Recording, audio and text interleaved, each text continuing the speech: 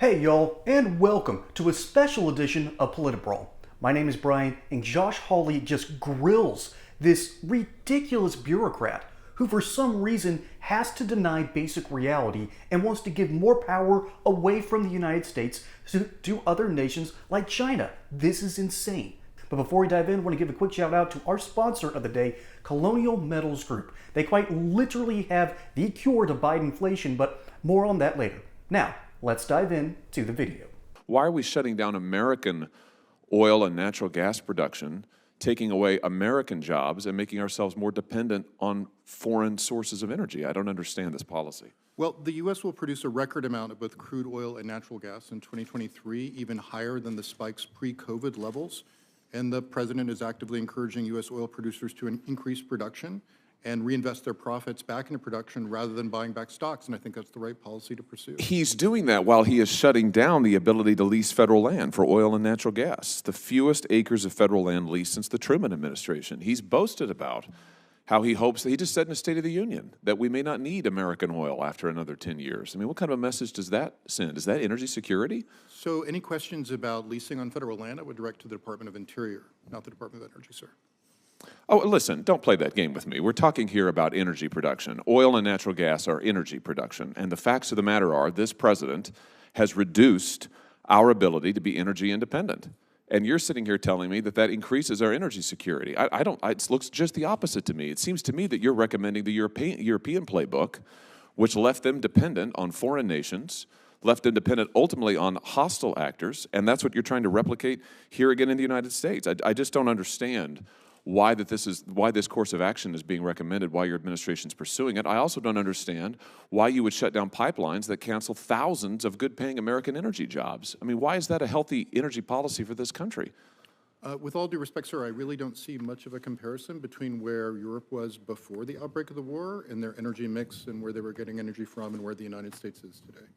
Well, let me just ask you, on the topic of dependence on authoritarian regimes, about China. China is one of the largest processors of the materials that serve as the building blocks for many of the so-called green energy transition that the administration is pursuing. According to the IEA, China processes 40% of the world's copper, more than 30% of the nickel in the world, 60% of cobalt, 60% of lithium, and more than 80% of rare earth minerals. Now, in light of that, many commentators have suggested that the United States is even more dependent on China for key components of solar power, panels, wind turbines, and batteries than Europe was on Russia in the lead up to the invasion of Ukraine. So I say again, in light of all of that, don't you think that this administration's climate agenda is making us more dependent on China while we lessen our reliance on our own domestic energy sources? Well, sir, as I said in my testimony before, I think you're absolutely right. China does own too much of the critical minerals supply chain from ownership of resources, through processing, and through the creation of modules and other sort of parts of clean energy components. So why would you want to make us more dependent on them? Use the tools that the Congress has given us, sir, to make sure that we diversify the supply chains, reshore as many of them, and create sound relationships with non-Chinese suppliers. That is absolutely a top priority of this administration. For heaven's sake, here's what you've done. You came to office. You took us from being an energy independent nation to being an energy dependent nation. You have made us more dependent. Now this administration's gone begging to OPEC and dictators all around the world. You have made us less energy secure. Now you're making us energy dependent on China. You're canceling good-paying American jobs. It's a disaster, and all the while increasing the cost of energy across this nation. Y'all, I simply do not understand this. We sit on a gold mine here in the United States and in the Canadian Shield, which we are good trading partners with the nation of Canada, though bless their hearts, they have to deal with Trudeau. But we can use our own resources here at home, and for some reason, the Democrat Party refuses to do so. So, of course, Josh Hawley's calling them out, and then the very people who control this stuff are nations openly hostile to us, particularly the Chinese Communist Republic. This is absolutely insane. And to help understand this, we have brought in a special guest, CEO of Colonial Metals Group, Paul Stone. Paul, it's great having you on the show. Welcome in. Great to be back. Thanks for having me. All right. So the first real question I have is, why are these bureaucrats like this? Is this on purpose? Are they just willfully pushing bad policies? Or is there someone else say, the White House or even a more clandestine group trying to make it harder for Americans to have to be energy independent. Why are they like this? I think the best clarity I can bring to the audience is to say that they fervently believe at their core, go to bed at night, wake up in the morning, they absolutely believe 100% that carbon emissions is going to cause humanity to go extinct in the next 50 years, that we are killing this planet and therefore killing the environment that would support life here as we are used to it. They absolutely believe that.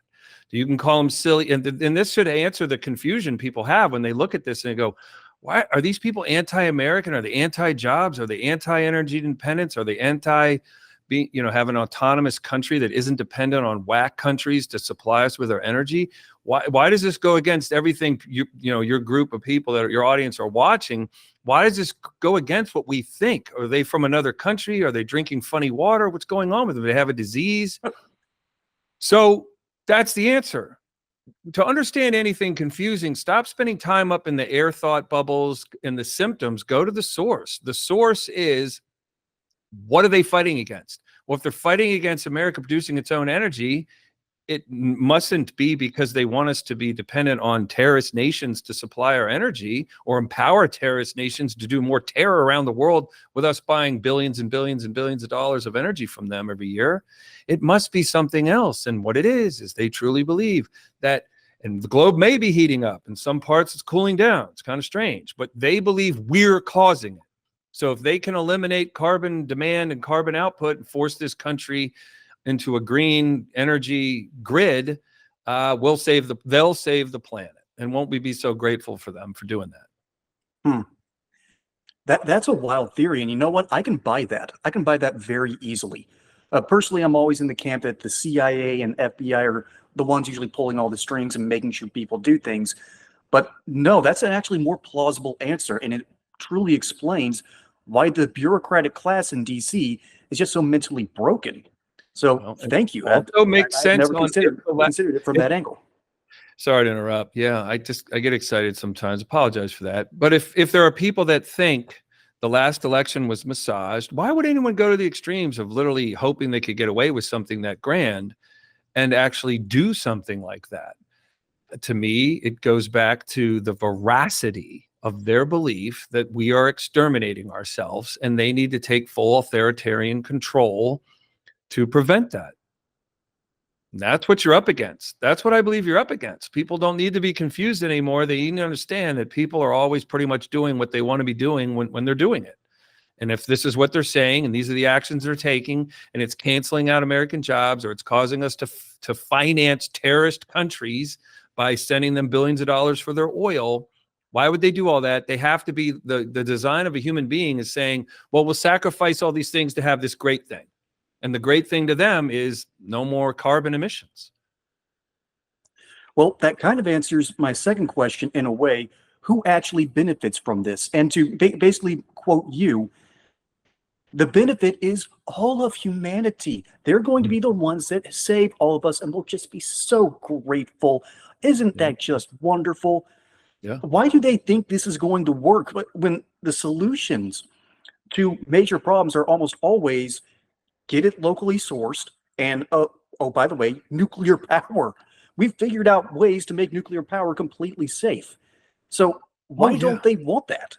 Well, yeah, so that's a great question. So here's another visual. How many lobbyists, and I could get this number slightly wrong, but how many lobbyists do you think there are in DC barking at politicians all day long?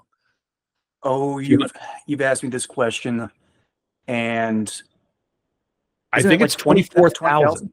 Yeah, I think it's around 24,000 lobbyists. So they wake up in the morning, go to bed with an idea we're exterminating ourselves, and then during the day they're awake, they're listening to these ideas about, well, here's all the great things that could happen. This is how we'd facilitate that being delivered into the economy. Here's how we'll go off a carbon economy to a green economy.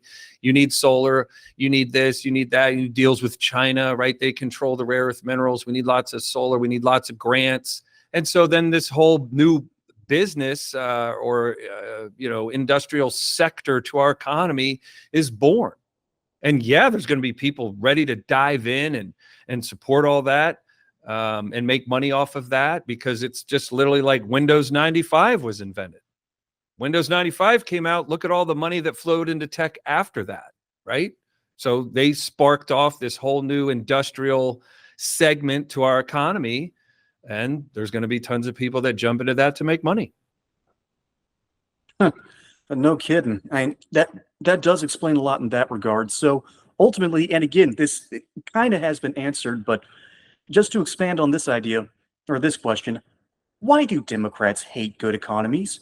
Barack Obama gave us that just weak economy after the recession. The Biden recovery has been awful. There's the Jimmy Carter debacle. The only good Democrat I can think on the economy was, ironically, Bill Clinton. And to my knowledge, I can't remember it because I was just a little too young, but it was because he kept on working with Newt Gingrich after the Republican landslide in '94. But I could be wrong on that, and feel free to correct me. But why do they not like good economies? Just quickly on Bill Clinton, to me, if you picture our economy is massive. I mean, it's beyond human comprehension, right? But here's one little idea. It takes 3 miles for an aircraft carrier to make a U-turn. 3 miles. So now imagine the things Reagan was doing when he was in power. I think Clinton benefited from a great deal of that. He also instituted something that generated massive brand new economic activity when he created fractional lending, allowing lending institutions to give away 10 times the amount of money actually in existence that they were sitting on. So if a bank was sitting on $1 billion of deposits, they could loan $10 billion out of thin air starting while he was president. That creates a crap ton of real estate transactions. It gins up the real estate industry. It gins up selling dishwashers and refrigerators and tile and sheetrock and lots of labor. And boom, all of a sudden you've got some real estate, this massive financial wind blowing into the real estate sector. So that's why he was probably sitting on 3 years of government surplus, where the government had more money than it knew what to do with. But at the beginning of all that is Reagan saying smaller tax rates, bigger expansion in the economy, and government actually gets more money as a result of taking a smaller slice percentage-wise, because when you let the economy have 85% of the money and the government gets 15%, we have more money to produce things with. The government is more of a destructor of finances. So if they're taking 35% of the economy pie, that leaves less for us to create with. And as far as the Democrat, I mean, I'm guessing at this a little, but this is more of a psychological question that you're asking. Why are the Democrats fond of destroying things that are economically great? To me, if you created a club where people were never lucky, they were disenfranchised, they just felt, like it never works out for them, or they don't want to try and take risks and be bold. If you invented a club for folks like that, I guess it would be the Democrats. They're just jealous of everyone else out there winning. And social media, one thing it does is it unifies opinions and gives, oh, you think like me, you think like me. It's good for it. It's just like fertilizer on a garden. The weeds get fertilized too. Well, it has long been said, and I fully agree with this, that leftists and Marxists, their deadly sin is often envy. And that makes total sense here. Victimhood. Yep. That too. Oh boy. No, it goes hand in glove with what you're saying. Sorry. But yeah, victimhood. So these are the folks that never did do well in sports. I'm not judging. I don't mean to be harsh, but just life's a struggle for most people. And if they wanted to join a club, this is that club. What we compare that to is, how did America get created in the first place? It wasn't created by victims. It was created by courageous risk takers who wanted to set out and do their own thing. Absolutely. And we need that again. Mr. Stone, I have always wondered why things were so successful in the 80s. You just answered that for me. That's been a question I wanted to go into, particularly with the Reagan movie that just recently came out. Yeah, I can't wait to see that. You answered a question that I haven't asked yet. So thank you for that. Thank you for your expertise and your insight. Economics is a blind spot for me, and that's why we love having you here on Politibrawl. But y'all, that's all we got for you today here at Politibrawl. Don't forget to like and subscribe. Catch you on the next one. And until then, Y'all have a good one. Mr. Stone, thanks for having you. Thank you. All right. Take care, y'all.